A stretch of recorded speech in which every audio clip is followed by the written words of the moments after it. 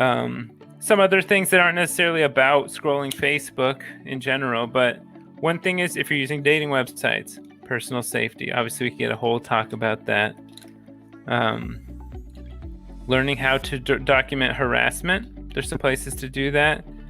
One resource I found is this one. It's techsafety.org/documentation tips. They have tips on how to document harassment and how to get help if you're worried about that online or through social media apps and so on.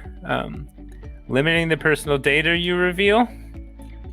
Obviously, anyone who uses Facebook doesn't necessarily care too much about that because they're aware that Facebook uses your data a lot. But there are a lot of different techniques to limit that. You can limit it where only close friends can see your profile or friends of friends.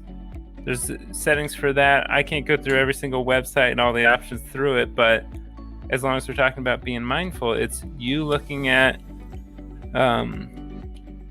the sites that you use and looking at some of those settings, because there are privacy settings for all of them. There's different ways that you can go, let this only be available to this, or let me think myself before I post a picture of myself in a bathing suit.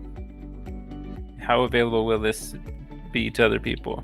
Or when I put my birthday, or where with the high school I went to, how personal is this, and do I care if people know this? It's okay if you don't, but you should be doing things purposefully. You don't want to later regret and be like, I didn't think.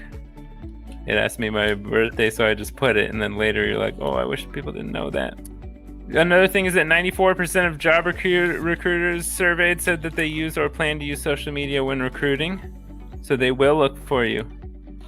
So if you're ever thinking of applying for a job, then that's something to take into account.